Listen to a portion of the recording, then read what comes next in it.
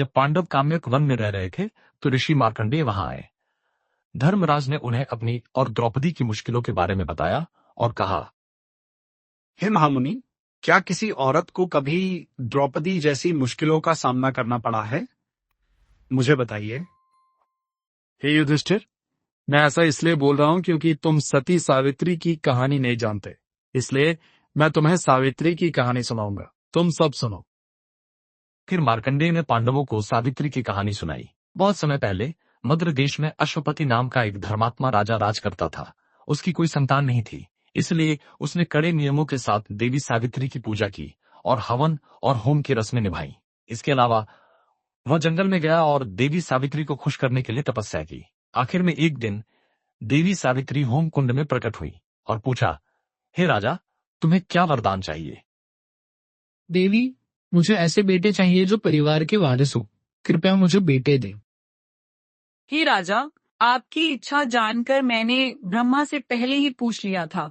वे आपको सिर्फ एक बेटी देने के लिए मान गए, इसलिए इसे एक बड़ा तोहफा समझो और संतुष्ट हो जाओ।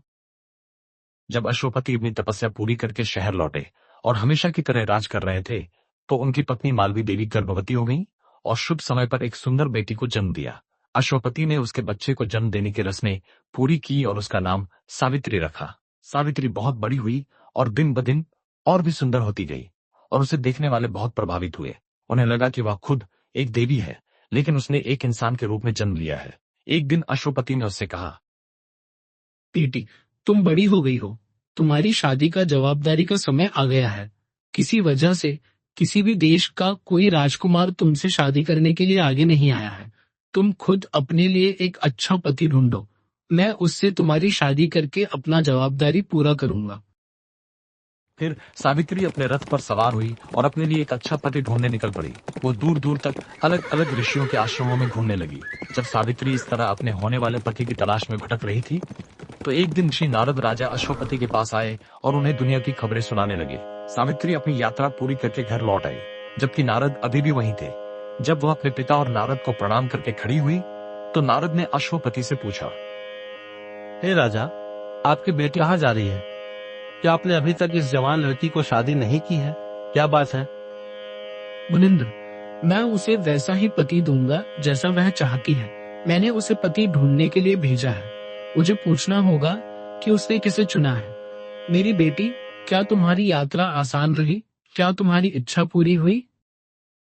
पिताश्री, साल्वा के राजा द्युमत्सेन, जिन्होंने लंबे समय तक राज्य पर राज किया था, उन्हें बुढ़ापे में एक बेटा हुआ। दुर्भाग्य से द्युमत्सेन की उम्र के साथ आंखों की रोशनी चली गई। यह जानकर दुश्मन आए और उसके राज्य पर कब्जा कर लिया। बूढ़ा राजा अपनी बूढ़ी पत्नी और छोटे बेटे को लेकर जंगल में रहने लगा और तपस्या करने लगा। द्युमत्सेन का बेटा, जो बचपन से ही आश्रम में पला बढ़ा था, साधु की तरह बड़ा हुआ। वह बेरहम नहीं था, हमेशा सच बोलता था और उसका नाम सत्यवान पड़ा। मैंने उसी सत्यवान को अपना पति चुना और लौट आई। नारायण नारायण, अफसोस, कितनी अफसोस की बात है। सावित्री ने उस लड़के से बिना जाने शादी करने की इच्छा कर ली। ऋषिवर्य, मुझे कुछ भी समझ में नहीं आ रहा है। ये सावित्री एक आदमी के बारे में कह रही है। ये सत्यवान, ये कैसा आदमी है? इसके गुण, रूप और स्वभाव क्या है? सुनो, हे राजा, सुनो, मैं तुम्हें इसकी पूरी कहानी सुनाता हूँ।